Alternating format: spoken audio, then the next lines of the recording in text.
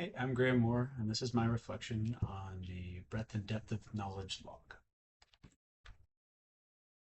Over the past several weeks, I've been diving deep into podcasts, journal articles, and conversations about qualitative research and education.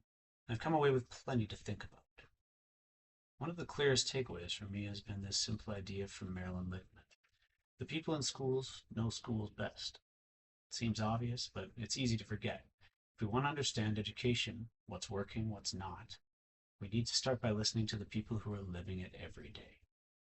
That means not just teachers, but students, EAs, clerks, bus drivers, lunchroom, custodial staff. Their voices aren't marginal, they are the story. That really connected with something else I kept hearing, which is the importance of the researcher's own voice and reflexivity. As Maricela Velasquez put it, we're embedded in our research. I've started thinking more critically about how my identity, experiences, and assumptions shape the questions I ask, the way I listen, and the conclusions I draw. Reflexivity isn't just a paragraph you add to the end of a report. It's an ongoing ethical responsibility. That came through again in my reading on interview design. I found Milagros Castillo Montoya's interview protocol refinement framework to be one of the more useful tools I've come across, to the point where I read his paper after hearing about it on the TQR podcast. It breaks down the process into 4 phases: aligning your questions with your research goals, building conversations that invite personal stories, getting feedback, and piloting your interview. I like how it treats design as iterative, not linear. It feels realistic. Another point about interviews that stuck with me was the reminder that research questions are not the same as interview questions. Again, that sounds obvious once you hear it, but early on, it's a mistake that's easy to make. I also started thinking more about ethical follow-ups, making sure I'm not just asking a question and moving on, but really digging in to what participants are sharing, giving it the respect it deserves.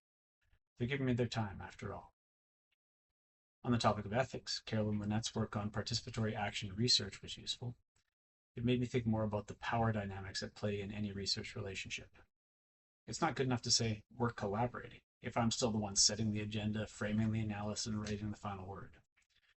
She's really challenged me to think more about how to decolonize research, not just in theory, but in everyday decisions about whose knowledge is valued and how that's reflected.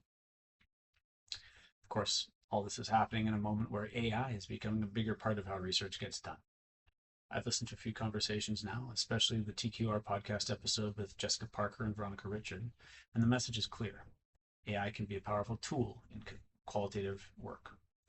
It can help refine questions, simulate interview responses, transcribe and translate, but like anything else, it depends on how we use it. As Adam Rosenthal, the host of that TQR podcast, puts it, garbage in, garbage out. If I'm not thoughtful about how I'm using AI, or if I use it to shortcut the process rather than deepen it, I'm not helping anyone. This is something I'll take back to my own classroom and how I model and support the use of AI tools for students. What I'm realizing is that none of these things, ethics, reflexivity, methodology, or technology, exist in isolation. They're all interconnected. Good qualitative research isn't just about gathering data. It's about how we show up, how we listen, how we think, and how we take responsibility for both the process and the impact of our work.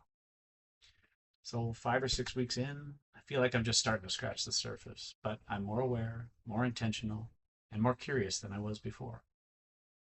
And maybe that's the point. Thanks for listening.